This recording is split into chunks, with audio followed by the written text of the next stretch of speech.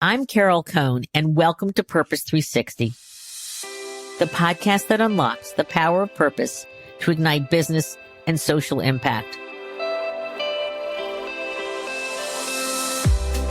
Today's show is going to be one of my favorites in over 3 years, and that's because I had the wonderful opportunity, after waiting quite some time, to get on the calendar of Edmond Scanlon, who is the CEO and Executive Director of the Kerry Group.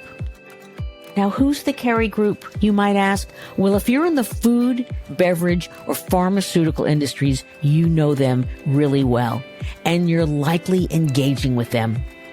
Kerry is the world's leading taste and nutrition partner for the food, beverage, and pharmaceutical markets, with an extensive range of ingredient solutions that currently reach over 1 billion consumers. They're an amazing company. They're 50 years old this year, and they started as a dairy cooperative in County Kerry in Ireland. And I know when you go into their archives, you can see the farmers leading their cows and wagons holding very large containers of milk. And it was from an ingredient, a byproduct of that milk, that began to launch the Kerry Group. Well, today, they don't take their milk to market on the back of a wagon. They are a massive global company. They have revenues of $7.75 billion in 2021, 22,000 employees all over the world, in 36 countries and in over 150 manufacturing locations. They also have 1,100 R&D scientists because they're constantly seeking innovative solutions for food ingredients to provide greater nutrition to food in many, many ways that will also help to sustain the planet. They're publicly held, and they have over 18,000 products. While I'm not going to tell you what their purpose statement is, I do want to share that Carol Cohn on Purpose was invited on the journey to guide Edmond Scanlon and his Chief Public Affairs, Communications and Brand Officer, Catherine Keogh, to discover and then to introduce and embed their purpose into the company. So join me and Edmond and Catherine in this amazing conversation. I really, really appreciate both of your time because I know that you're very, very busy individuals. So welcome to the show, Edmond and Catherine. Thanks, Carol. Thanks, Carol. Great to be here. Oh, it's wonderful to have you back. And for our listeners, we had the delightful opportunity to partner with Kerry in 2018. So it's been a while back to journey together to explore their purpose. And that's what we're going to discuss today. The journey, the process, why it's important, some of the challenges, and then, of course, many of the outcomes. So first, let's start. Edmond and Catherine, can you both just share a little bit of your backgrounds? Well, I'll start at the start, Carol. Born and raised in a dairy farm in County Kerry in the southwest corner of Ireland, which is the same place where Kerry, the company, was founded as well. So my links with Kerry go back to when I was born, and my parents were farmers supplying milk into Kerry Co-op, which was the precursor of Kerry Group. So Kerry has been part of my story since the very, very beginning. And I joined Kerry as a graduate then after university. And I guess my career, firstly, for the first, let's say, quarter of my career, it was in the, let's say, the forming phase of my skills on finance and financial control and commercial finance and what have you. The next part of my career I spent in the US. I spent about 10 years in the US in different types of roles, in our taste business, in our applied health and nutrition business. I spent some time in M&A. And then the next part of my career was at the other side of the world in Asia, and spent 6 years, 3 years in China, 3 years in Singapore, and then became the privileged to become the CEO of Kerry in October 2017. So just 5 years ago, almost exactly. So I know it's almost like you were born into this job. It's almost like your fate, which I think is extraordinary. Now, Catherine, please share your background, because it's actually perfect. It's almost that you were born for this role. Well, I was not born in Kerry, but I was born in a place, and I grew up in a farm in County Meath in a place called Kells, which is famous for a book. So, Carol, I studied in Dublin and in Germany, and after I graduated, I spent 20 years working across France, Germany, Canada, and spent many years in the US, and came back in 2016 to join Kerry Group. And then when Edmond came in as CEO, he asked me to join his team. So I've really only had 2 companies that I've worked with in my career, and I've been really blessed that both have been purpose-driven businesses, and something I suppose I'm very passionate about is building teams, building brands, strong, authentic B2B brands. So that's a little bit about me. And you do an amazing job, and we're going to hear more about it. So some of our listeners know who the Kerry Group is, but many don't. But you have a huge impact on food and nutrition and beverages around the globe. So, Edmond, can you explain to our listeners, what does Kerry do? So Kerry sits in the overall food and beverage supply chain, and we sit between, raw material manufacturers, processors, agribusiness type manufacturers, and food and beverage manufacturers that we'd all be familiar with, whether it's the Nestle's or Unilevers of the world, or all the major food and beverage manufacturers in the world. Kerry would work with them, providing them different types of ingredients and technologies that allow them to actually make the finished product. So we describe ourselves as a B2B business.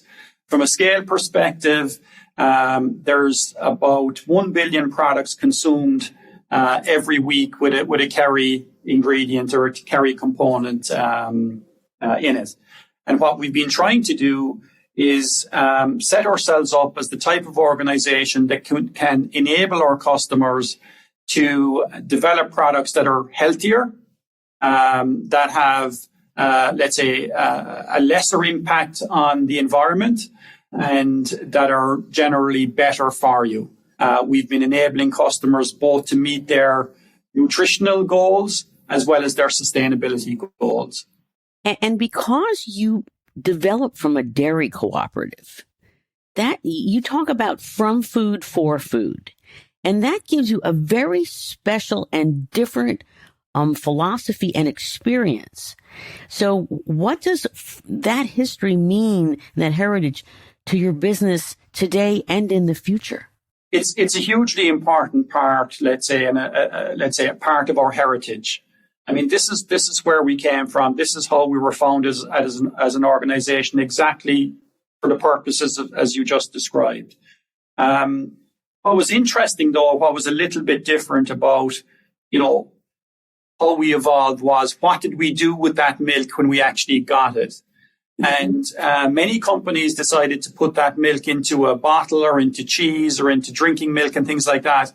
We actually processed it in such a way that created ingredients for the food industry. So developing, one could say fairly simple ingredients like skim milk powder, whole milk powder, casein, which became very important ingredients into the manufacture of cheese and, any sort of a product that requires dairy ingredients. So our heritage actually is natural food ingredients. That's our heritage. And of course, that's what consumers are looking for, right? They're looking for products with the types of ingredients that are natural, that are good for you, that have a minimal impact on the environment, that are healthier. And that's why we feel we're very well positioned for where the consumer is going today. And that's all based on where we've come from as an organization. Catherine, would you like to add anything about explaining the background of the company and its vast impact in the world today? Well, I've had the opportunity in the last few months. We're developing a documentary to celebrate our heritage and look towards the future. And we interviewed Edmond's the fourth CEO in 50 years.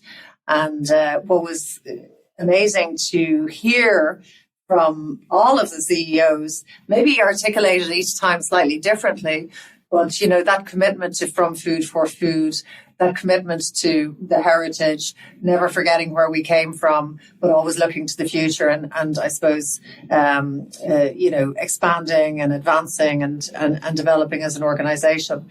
But I think another thing that came through to me in those discussions was the importance of local communities and the social impact of Kerry today and the potential. Edmond just mentioned that we reach 1 billion people every week with an ingredient or a solution. And our ambition, Carol, is to reach 2 billion people with sustainable nutrition by 2030. So while the ambition is on a much greater scale to the forefathers who supported local communities in their local environments, I suppose the ethos or the philosophy of supporting communities and having impact has not changed. I want to go back, and I'll never forget this. And we started working with you, and we're in Edmond's office. And on the wall, he's got these diagrams, and he's showing about purpose and driving a company and such. And so, Edmond, if we can go back in time a bit, because this is about, I guess it's 2018, you decided as a absolutely brand new CEO that you wanted to discover or uncover or evolve Kerry's purpose. Why was that so important to you as you were starting out on this incredible role?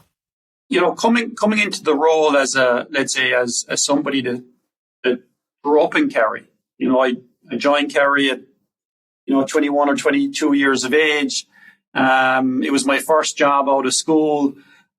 So I grew up in the organization, and because I had the opportunity to be in so many parts, I felt that there was a feeling around what our culture was, what our purpose was, but I didn't think it was consistent.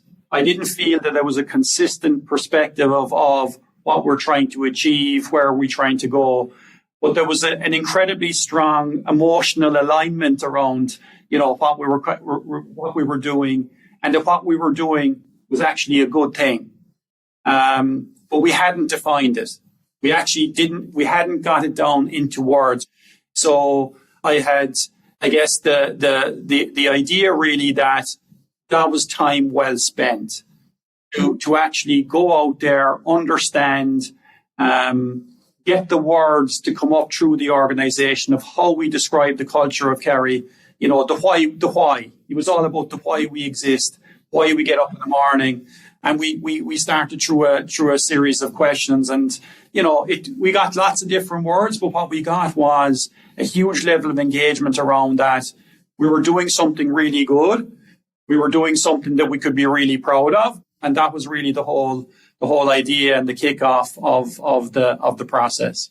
And Catherine, I'm sure you were new too. And so Edmond's turning to you and saying, I want to do this process. So what was your initial response?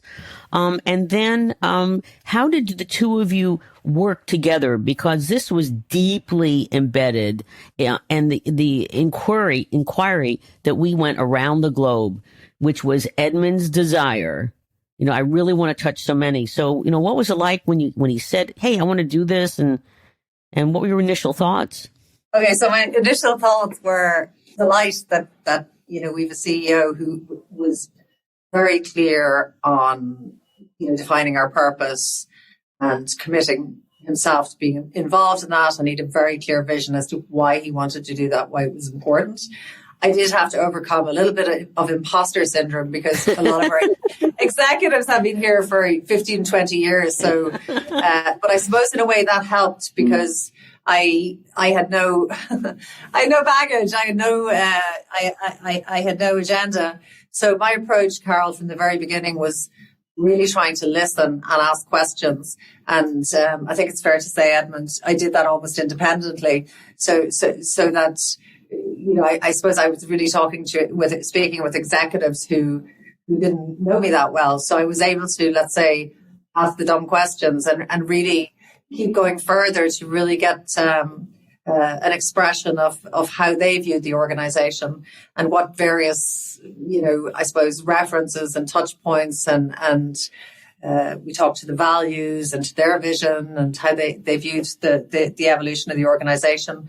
So really my approach was, you know, learning from experts like yourself, Carol, with other people who I met through my informal and formal networks, reading and really looking at best practice. We did look around at other B2B organizations and shared stories about how they had evolved their purpose.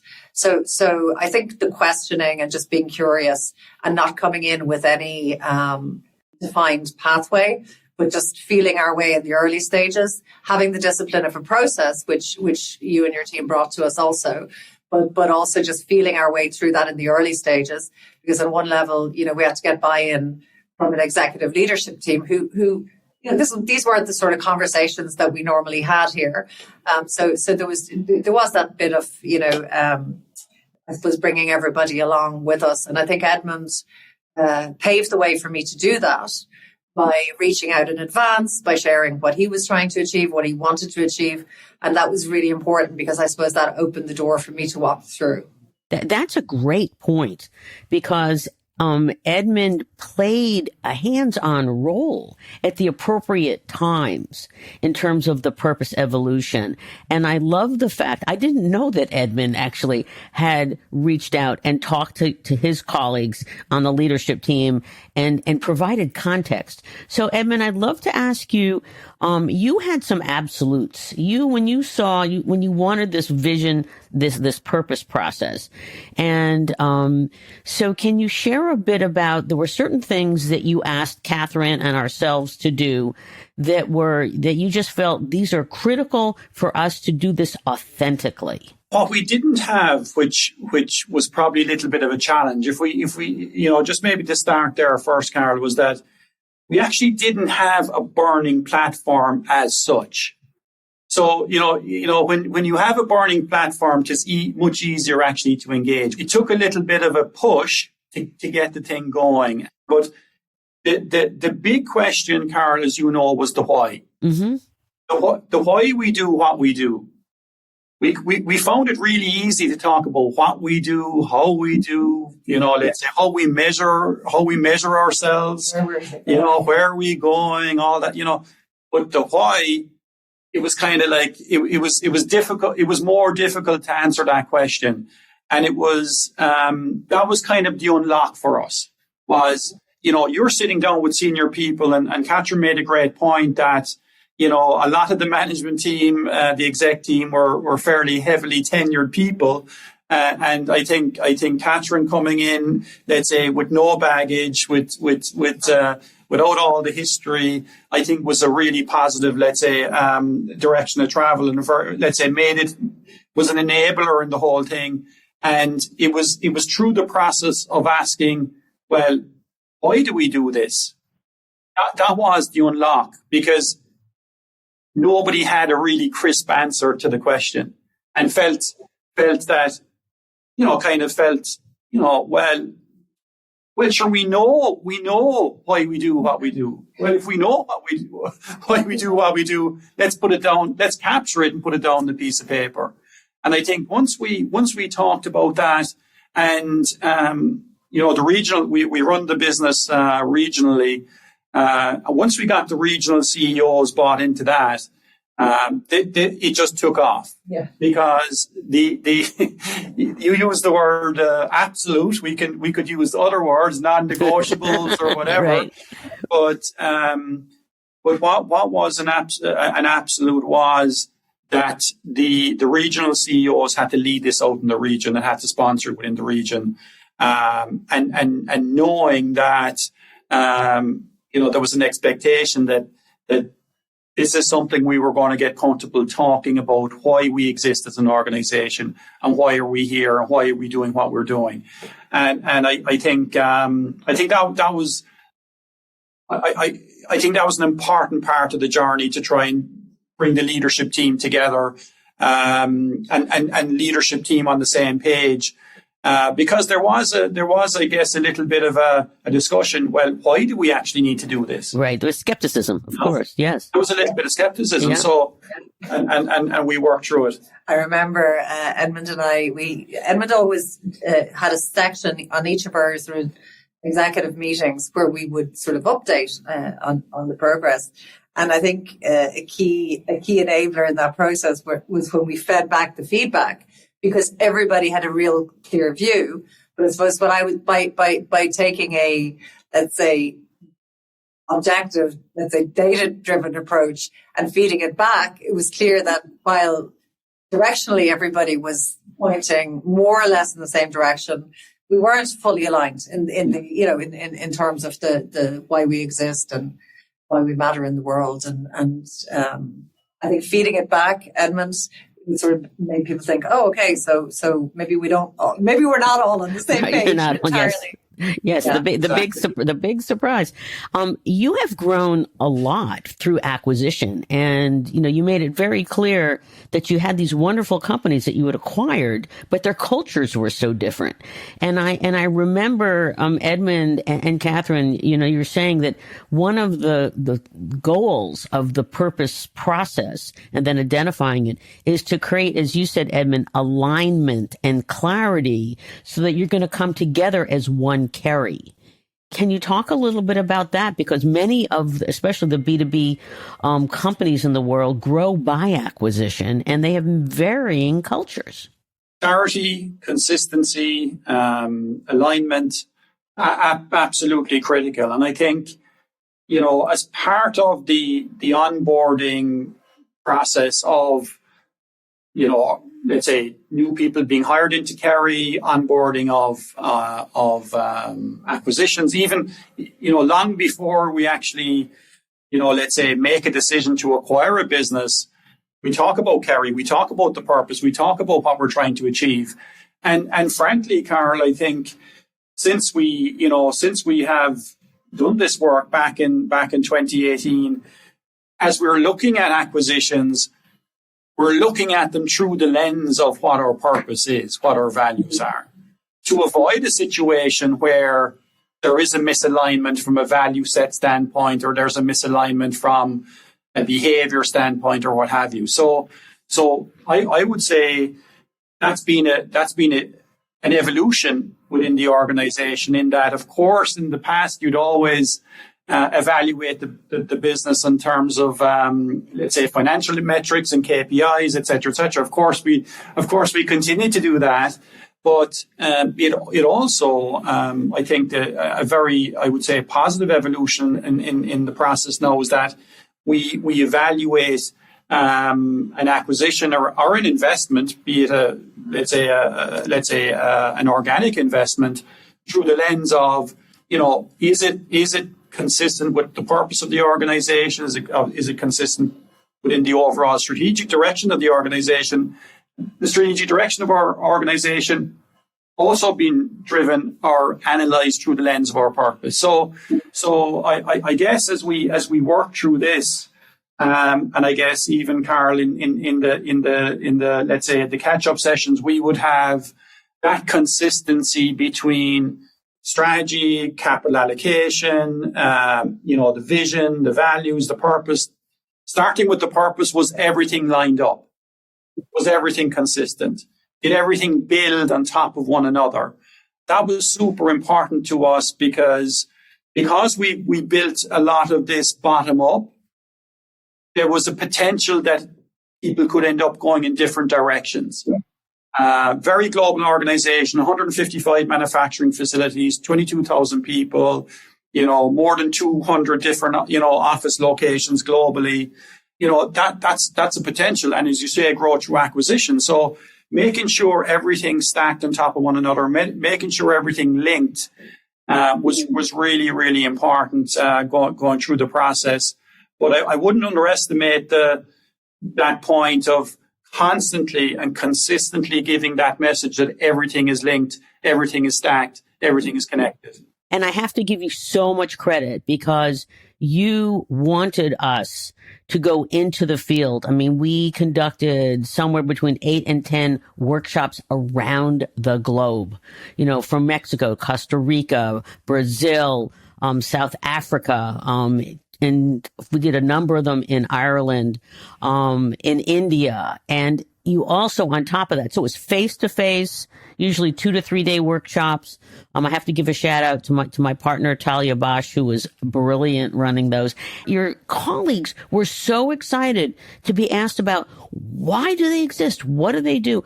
So that was incredible. And I think it's really important for our listeners because I know everybody today's trying to get the most out of their budgets and do things quickly, but you gave enough time for this to truly engage. And so, I don't know if either of you want to say why that was so important to the process. Catherine managed the process. So I just jump in here for a second because what you described, Carl, has paid dividends ever since, because I think, and I think, whether you were a board member, the chairman of the board, or somebody driving a forklift, or let's say filling a bag at the end of a line, or you're a VP of finance or whatever it was, everybody was equal in those workshops, and everybody had an input. They were brilliantly designed, brilliantly put together. The level of ownership it drove, and the emotional attachment and the emotional engagement it drove with the company was phenomenal. I'm extremely proud of that process, Carl. I think it was something that was a game changer for us in this entire process. I think you were mentioning earlier about what were the imperatives or the absolutes. Right. Yes. And I do think that was, given that Edmond had worked in region, in country, he was acutely aware that this cannot feel like a top-down exercise. And that was a clear directive from him.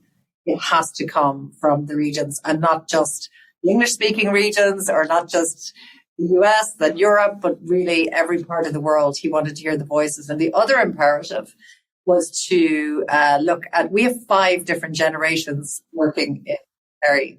So to make sure that we had the new beginners and let's say the veterans, or more, and then the third was obviously representation of different cultures and equal gender representation and functional representation. So we had the scientists, we had the marketers, we had the very well distributed. We really looked at that. You'll remember, Carol, to make sure we were effectively representing the organization. I think all of those factors were really important. And I think, I know, Edmond, we both got some really beautiful notes afterwards. Yeah. People did feel listened to, their voices were heard. And the one other thing we did, if you recall, Carol, is we had breakfast sessions with graduates and new joiners. So we listened to what they were saying and sort of their ambition, because we felt it was important to listen, to hear those voices. They newly joined the organization. They were so passionate and so enthusiastic.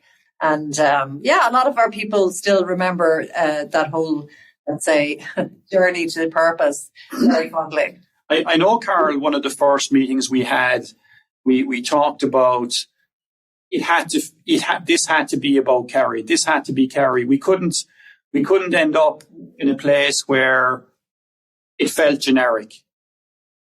And I think that was a major, it was a concern I had, Carol, I think it was fair to say. I know you and I talked about it several times, that how do we make sure that this didn't feel like anybody else's purpose or anybody else's reason for being. And you had worked with many companies all over the world, let's say, working through this. And that was something I was sensitive towards. But I think we nailed it from that perspective, because as things were bubbling up through the organization, we were recalibrating with various kind of groups, let's say whether they were graduates, early career people, whether it was recalibrating with the board. There was that recalibration process happening to just say, does this make sense, or do we understand where this input is coming from? And that was certainly part of it as well. I think that what you're talking about is an intimacy. This is an intimate and really, really, and Catherine, this is a quote that Catherine once said, and she said that the purpose exploration was a journey to the center of Kerry's soul. And I just thought that was so profound. That's exactly what you're talking about, Edmond, about the authenticity, that it had to be real. And I really appreciate just the depth of this conversation. But I bet our listeners are going, okay. What is the purpose? Yeah. So where we landed was inspire food, nourish life. And it was really interesting, how all of a sudden senior leaders around the room were making it their own and actually talking about, inspiring food means creativity, innovation. Let's say it means culinary insights. It means looking at trends, translating those trends into insights, taking those insights and translating them into, food and beverage concepts, that are relevant for the consumer. So all of a sudden, people around the room, it was just kind of going with it and kind of almost giving proof points before we even started talking about it. So it was actually very cool. And I think then on Nourishing Life, that was really about, healthfulness and making products healthier and more sustainable. And, could we do both? Could we make, how could we have an impact, ultimately for consumers by working with customers to improve the nutritional profile of their product without compromising on taste and minimizing the impact on the environment. So we were sitting around the table kind of saying, is this happening? Because we were like, we were thrilled that, I guess, straight away. And so it was, it was exciting, and it was a little bit nerve-wracking at the same time. You're funny, Catherine. What was it like for you? Well, we talk about giving the space and the time and the investment to let this happen. But we do have to say this all happened between April and October. It did. It was fast. It was quite intense. It was an intense period.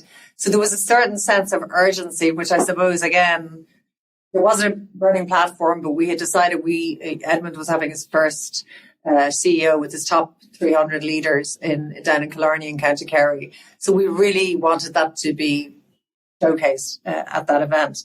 And I recall this meeting with our executive team was a couple of weeks before. And there was an element of make or break about that meeting, if you recall, Edmond, and we were a little nervous because if it didn't resonate, if it didn't speak to our leaders, then we knew that that they wouldn't, I suppose, carry it through to the org. Well, we knew we would have had a problem then if there was a disconnect between what our organization, I suppose, was telling us was our purpose and what our leaders believed was our purpose. But that immediate embracing of the purpose, inspiring food, nourishing life, and then we did our event in Killarney, and that was a first as well. Some people would say, well, why would you go to Killarney? Why wouldn't you go to Paris or London? It's so much easier to reach. And Edmond was really clear that he wanted our full leadership team to come back to where it all began. We visited the first factory. We visited the sites, the earliest sites. We actually brought people out on a farm. Some of our people had never been out on a dairy farm. And we really let people sort of live the culture, getting some of the people who've been with us quite a long time to share the story and tell the story of how the company evolved. And I think that was really powerful. And then on the second day, we launched the purpose. When we did launch the purpose, it was through Edmond set it up, and there was number of sort of lead-in, let's say, primers. And then we finally launched the purpose through a video, which ended with why Kerry matters, and that's why it always will. And then we had the purpose, inspiring food, nourishing life. And there was literally an explosive reaction. People jumped up, they were clapping, some people were crying. I remember that. You remember that? Yes, I do. It just had, and the clapping and the screaming or the cheering went on for quite a while. So I think we all looked at each other and said, okay, there's something here. We've obviously landed something that resonates here. And genuinely, it was a very powerful moment for the organization. And again, our people today, most of those leaders are still with us, and they will still remember that as a critical and pivotal moment and a real signal that we are very serious about our purpose and how it's going to guide us into the future. Great word, signal. And I think that the way together we crafted the meeting was really important because, Edmond introduced it. Then we had an emotional video. And then I love that he and I had a fireside chat because we wanted to add the nuances, the melodies between the notes, all of that. And then we also had some workshopping with your colleagues. And so, this was very special for me because in terms of the time we spent with you, we got to make so many friends. And it was wonderful to actually be at that meeting, and all of a sudden you'd see somebody and go, "Oh my God, it's great to see you!" And we'd hug. This pre-COVID days, and we'd hug, and have kept some of those relationships since that day. In prepping for this conversation, I did ask Catherine, what does Kerry's purpose mean to you and Edmond and your senior team? And this is what she said. This gives us room to grow. The words came from our colleagues. It's powerful and flexible and can take us boldly into the future. Inspiring food is about leading our people, she said, as well as the industry. It's about Kerry's fundamental technologies, the company's R&D expertise, Kerry's passion, creativity, and teamwork. It puts food front and center, and it's far beyond individual ingredients.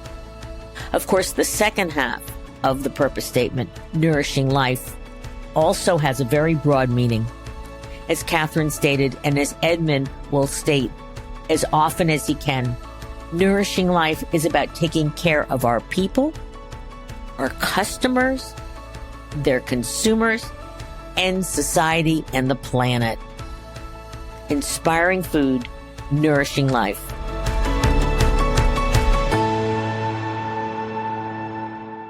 Let's talk about now embedding it and rolling it out. Because the great thing about Kerry is that you totally understood this is not about being laminated. It is about being lived. It's a very funny phrase, but we let people use it. So talk about bringing it to life. Over the next year, we determined that we would not reveal our purpose externally until it was truly embedded and understood internally. Because I think B2B brands, your people are the brand. So there was no point, communicating anything externally until we really understood it, and it was truly experienced, let's say, internally. So we held another series of workshops. We reached 22,000 people. And this was slightly different in that it was leader-led. We put together a standard, let's say, workshop program. We trained people online. We called it, training the trainers. So leaders in each country, in each region, in each function, they would get their teams together and they would walk through this purpose work. It culminated with everybody either creating a video or a poster with "I inspire food and nourish life by," where they're saying, this is how my purpose, I suppose, relates to the Kerry purpose. Those meetings happened over almost a 9 to 12 month period. And it was only then, so that was almost a year after the purpose was launched internally. And it was only then that we started communicating it externally. And that was, I suppose, a nod also to the employees to be really clear that this is yours, this is yours first and foremost. And it's not, as you say, what did you say? It's not, you don't laminate it, you live it. And that was much more important to us than any, let's say, external representation of that. Edmond, you want to add to that? I think let's say, really embedding that into the organization before we did the big launch externally was a really, really important message, because it wasn't about a launch. It wasn't about PR or anything like that. This was about doing work that was really meaningful and really embedding it and getting, frankly, individual and personal values aligned to company values, and giving people the opportunity, because it was personal. It was personalized in that, why is inspiring food, nourishing life important to me? What do I do, to inspire food, nourish life? And so it was personalized through that, through those workshops, across 22,000 people, in a way that continued to build that emotional connection with the organization as well. So that was a really important, let's say, process. And I guess we, as a leadership team, Carl, then we looked at Kerry, and we took the time to do a refresh in our strategy. We looked at our portfolio, we looked at the markets we were serving, the categories we were serving, the geographies we were serving, and asked ourselves, is this where we want to be? Is this really, is this the type of company we want to be? By asking ourselves, by going through that work, asking ourselves that question, it led us to scenarios where we divested parts of our business. We made acquisitions and really accelerated acquisitions in other parts of our business. Again, aligned to our overall purpose and let's say striving towards achieving, let's say, I suppose the goal that you'll never ultimately reach, but continue to strive towards. And I think that was another important, I think, element of just making it real within the organization and making sure that we were living it, and holding ourselves to account that, as we were investing, as we were making major decisions, that it was fully aligned to what our purpose was and is. And everyone around the organization, from the board all the way through the organization, going in the same direction. There's nothing more powerful than that. But taking the time to really land it was time well spent, and absolutely the right thing to do in hindsight. I'm just curious, how did you know to do this in that way? Was that more intuition? Was it conversations with other CEOs? I know that you now have a case at the Harvard Business School, but this is very special. This is, you're in the category, and I'm now going to really kind of embarrass you. You're in the category of Satya Nadella at Microsoft, or Paul Pullman. I know you're laughing, but Carl, come on. Or Hubert Joly, who turned around Best Buy. I mean, there's an intuition in there that great leaders have. And so I'm just curious, was it because of your authentic roots? You grew up on a farm, you were in County Kerry, you lived in the company so long. I'm just curious about, where did it come from? I do try my best to have my finger on the pulse of the organization, to really be in under the skin of what people feel, what people think, regardless of what part of the organization they're in. So I do set that bar for myself, that I have a good sense of what let's say, the heartbeat of the organization. And I felt that was the right thing to do. I just felt that we're all excited to go and to do that big launch, and to have the big reveal externally, but it just did not feel right. What felt much more authentic to Kerry was to really embed this first, because I think it would have backfired, because I think we had to go through that process of actually getting ourselves comfortable, talking about why we existed and being proud about it. And actually vulnerable as well. And being vulnerable about it and asking ourselves, something, this part of our portfolio, this work that we're doing is not consistent to that purpose. Therefore, are we actually prepared to make the changes? Yeah. So we had to go through a little bit of thinking time on that as well, and hold the mirror up to ourselves and saying, well, this came bottom up. This is authentic. This is real. If this is it, we need to live it, and that has implications and consequences. And that was very important to the board as well, Carl, that we were truly living our purpose, and this wasn't a tick the box exercise, or this wasn't done for some other purposes. This was real, and we were going to go now and embed this purpose into our strategy and into the way we run the company. And by the way, I'm not making any virtue of this, to be honest with you. This is good business. What we have found the best way to align the people, because you're not just getting to people's heads, you're getting to people's hearts and souls as well.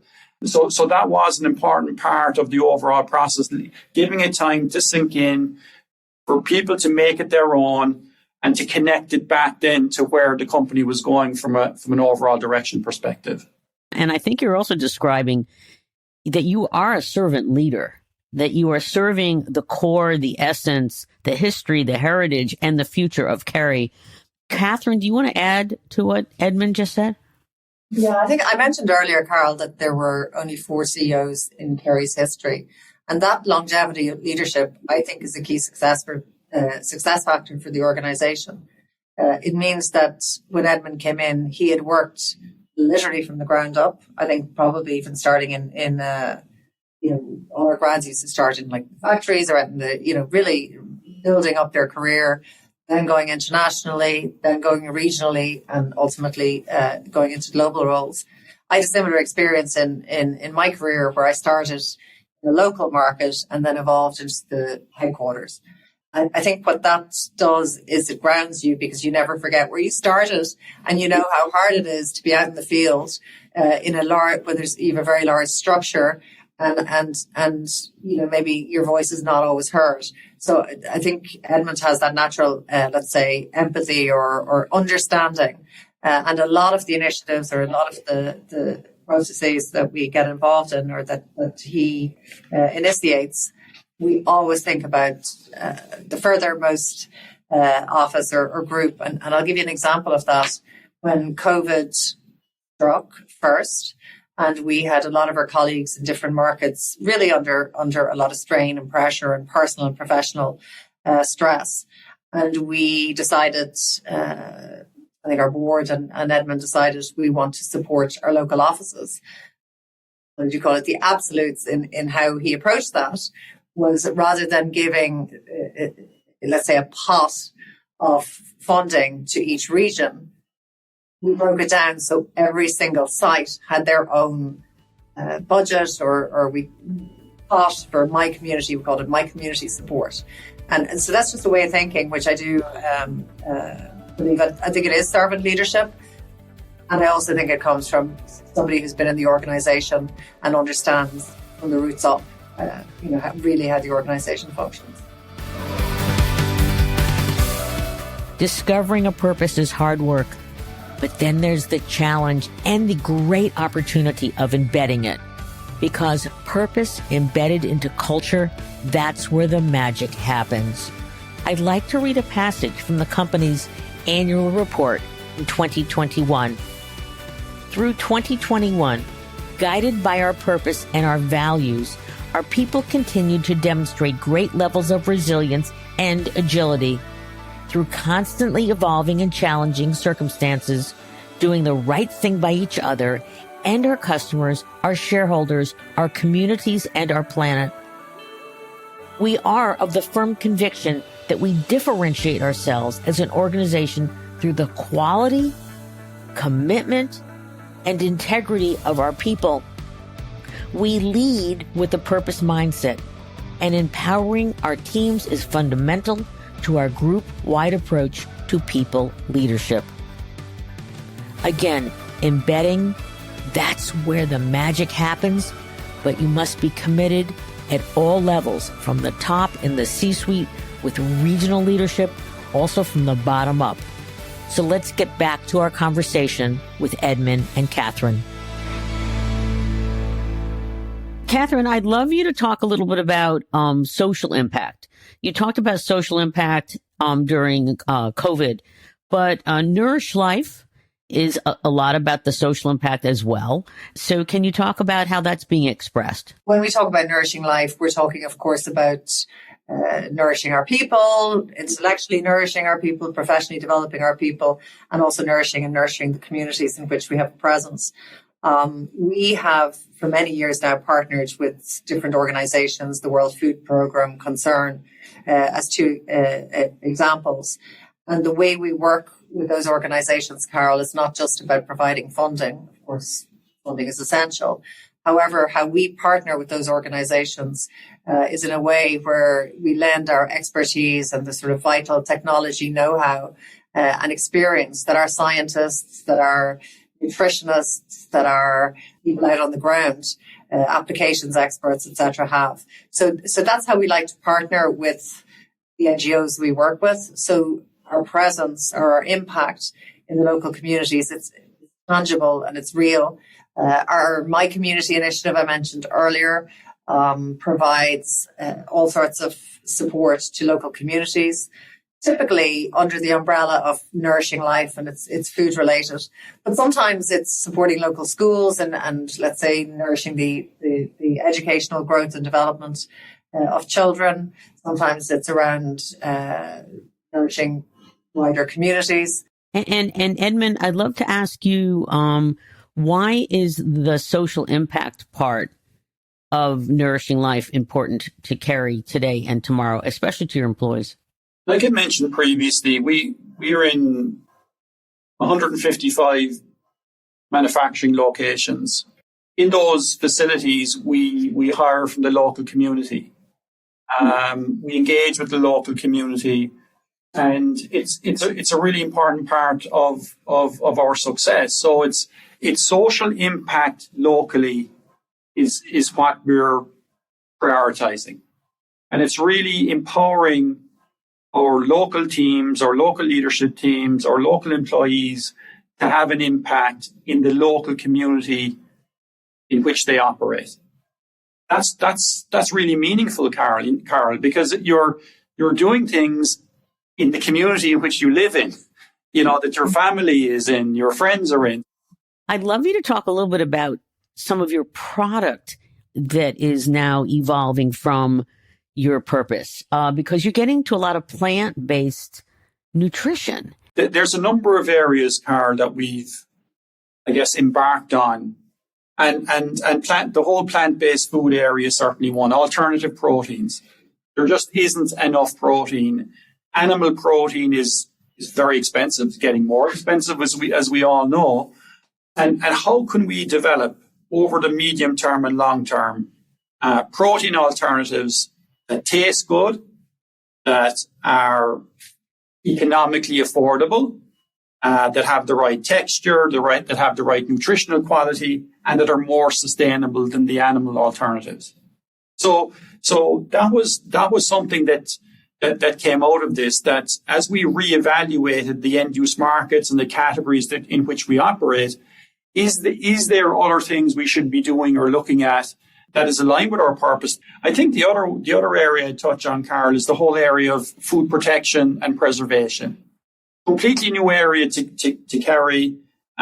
Just in the last 3 years or so. Again, it was the primary driver there was food waste. And we went on that journey, building up through a series of acquisitions, a very significant portfolio that helps us and helps our customers to extend the shelf life of food. And we know if we can extend the shelf life of food, obviously in a safe way, and also maintaining the freshness, the food safety aspects, the quality, and the taste, of course, of the product, by extending those shelf life days in that way, we know we can extend the opportunity for that food to be consumed, therefore, thereby reducing food waste. So when I talk about, and when we talk about, let's say, living our purpose within the organization, it's fully embedded into our strategy. It's actually the other way around. Our strategy is fully embedded into our purpose. There you go. Both. And it's these are not independent things. These are fully connected interdependencies. And I believe we're consistently evolving the portfolio in line with Inspire Food, Nourish Life. Yeah, our vision is that we work and we're our customers' most valued partner, creating a world of sustainable nutrition. And that vision is all about reaching 2 billion people with sustainable nutrition by 2030. And as Edmond referred to, there are very complex food industry challenges that we have to be part of finding solutions for. How do we reduce food waste? How do we make sure that we can provide affordable food for a burgeoning population? How do we improve the health and nutrition of our food by reducing salt, sugar, and fats? And how do we reduce the carbon footprint of food on the planet through innovation and technology? And these are all very real challenges that our industry, that the world faces. So I think our purpose helps guide our innovation, our technologists, and our leadership to develop solutions that very tangibly respond to some of those challenges. Of course, working with customers, working with NGOs, and working in the broader food industry ecosystem. I'm wondering, do you either of you have a story about either related to an employee who's been really touched by the purpose? And I'd also love to hear, is there a customer story? Just in the last couple of weeks, Carl, I was with a customer in Turkey. Actually, they were sharing with me. They didn't put a number on it, but they were sharing with me the scale of the amount of food, of actually baked bread, that they were disposing, and he was concerned that, because there was so much bread being wasted, and with on top of it the level of inflation, that the combination of those two things was going to have an even bigger impact on the, let's say, the lower socioeconomic, let's say, cohort of consumers.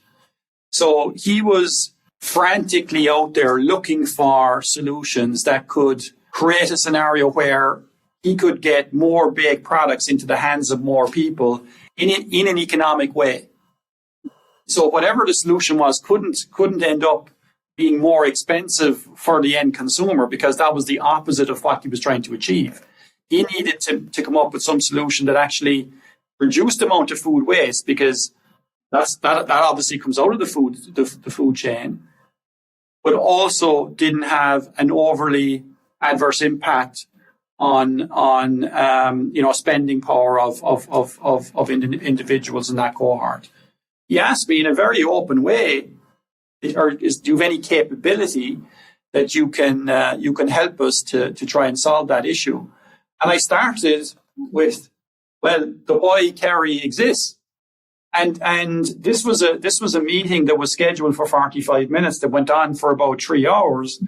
He insisted in bringing me around his facility, down into the, let's say, into the nuts and bolts of his manufacturing facility, into his bread manufacturing facility and his baked goods manufacturing facility. I was blown away by the scale. So I could see the passion that he had to try and do the right thing for the consumers in the country, and he wanted to do it in the best way possible. The way I introduced Kerry was by starting with our purpose, going down through what we were trying to achieve as an organization, and he just offered anything that we needed. If we needed to run trials in his manufacturing facility, if we needed to engage with any other people, he just completely opened up his entire organization to anything that we felt was appropriate for him to engage on. We don't know, are we going to be able to solve that problem? But we can certainly engage around it on the basis that we're both aligned from an overall purpose perspective, actually. But your values were aligned. Exactly. Catherine, do you have maybe a recruiting story, or you want to build on that? Well, there's so many, Carol, because I have yet to meet somebody who's interested in joining Kerry since, I guess, 2019, who does not cite purpose as a key deciding factor for them. And invariably, when people come to meet us or approach us, they always talk to the purpose and how. And in one case, I was sharing something at an event, and somebody approached me afterwards and said, "Can I follow up with you?" And she sent me her CV, and she said, "When I heard you talk about your purpose, I thought this is the company I really want to work for." So our purpose is proving very attractive. I suppose the fact that we're living our purpose is very attractive to people looking to join our company, and it's very attractive and engaging for even university students. We do a lot of you mentioned the Harvard case study, and we tend to go to the universities. Edmond's spoken to Harvard groups. I've spoken to local university groups here, and again, invariably, purpose emerges as a key theme because it resonates, and I suppose people can see how, as an organization, we're living that purpose. We unfortunately have to wind this down. I mean, I think we could talk for 3 hours, and hopefully we can invite you back. But I would love to get from both of you, and I'd love to start with you, Edmond. What are the 2 or 3 insights that, you're going to have a lot of C-suite individuals listen to this, and then those people that want their organization to truly discover and really implement an authentic purpose. What are your insights or recommendations to those individuals? I pick up where you left off, Carl. It has to be authentic. It has to be of the people, for the people. It can't be anything generic. And that sounds very maybe simplistic, but it's really, really important. I think it's the most important thing. Everybody has to look at themselves in the mirror and say, is this about us? Is this us? Is this real? Is this authentic? So that definitely is the first thing. The next thing I would say is that leaders and leadership teams need to be visible. They don't need to be pushing but there just needs to be visible leadership engagement. And that I would suggest that needs to be, let's say, balanced, but nonetheless visibility. And I think the third thing I would say is be prepared to live your purpose. There's going to be implications. There's going to be consequences. And I think, whether it's, the board, the executive leadership team, right through the organization, that buy-in and that understanding the implications of this is our purpose, what does it mean? That's super. Catherine, do you want to add? The journey or the process has to be inclusive, and I do think taking that time was really valuable for us, and ensuring that, as Edmond, I'm really just confirming or agreeing with what Edmond's saying. Just ensuring that strategy, purpose, and culture are colliding in the best way, or part of the same, part of the same vision. Well, the two of you, this has been such a delightful and inspiring to me conversation. I know it's going to have a huge impact on many, many others. I always like to give the last comment to my guests. Catherine, is there anything additional that you just want to share with our listeners? As I'm, let's say, remembering, and Edmond and I are obviously taking, and you, Carol, are taking a trip down memory lane. But as I'm remembering that the whole process, and I look at our organization today and our leadership today, I think when our new CEO, when Edmond came in and initiated or instigated this process, the results, the obvious results, but I suppose maybe the more intangible results were a unifying of your team, a unifying of that leadership team. We were all getting to know each other. Some of us were new. Some of us had been there 20 years. We have a new CEO coming in. And that, rather than let's say, formal team building exercises, those discussions and those conversations and those debates around purpose had that effect of, I think, bringing us all together. I think it was a really powerful process for our organization. That's another great point. And Edmond, you get the last comment. I think, Carol, what I would say is anyone thinking about this should think about it as having fun. It was fun. It was inspiring.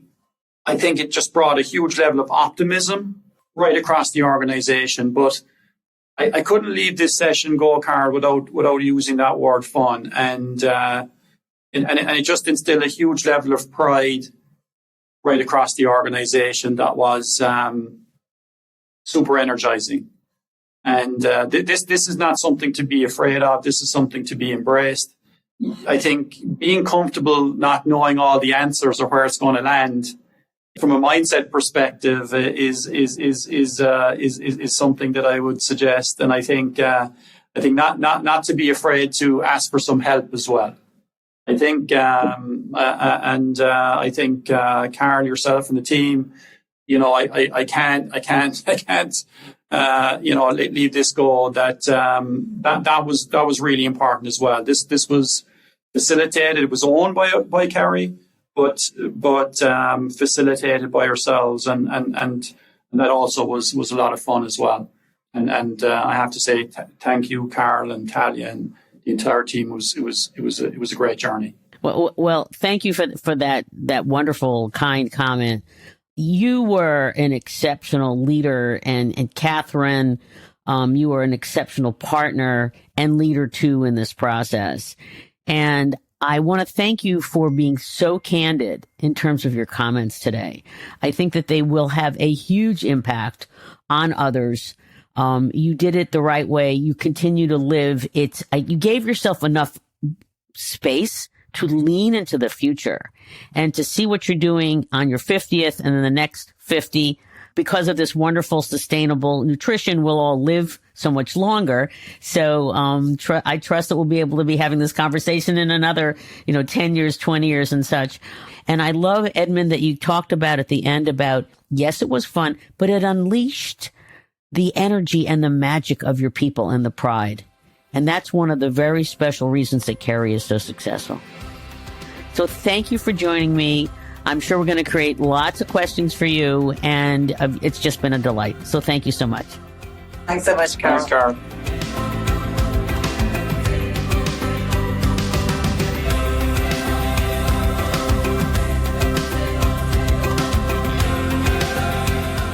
This podcast was brought to you by some amazing people, and I'd love to thank them. Ann Hundertmark and Kristen Kenny at Carol Cone on Purpose, Pete Wright and Andy Nelson, our crack production team at True Story FM, and you, our listener. We love hearing from you, so please give us feedback. Let us know names of people you'd like to hear on a future episode. How about some new questions to ask? And also, please rate and rank us, because we really want to be as high as possible as one of the top business podcasts available, so that we can continue exploring together the importance and the activation of authentic purpose. We all know every company, every brand, every not-for-profit must define their purpose, refine it, and activate it, and evolve it over time so it has the greatest impact on business, growth, and society. And by listening to these episodes and sharing them with your colleagues and talking about them, I want to inspire you to have an amazing answer to this question. What is the power of your purpose? Thanks so much for listening.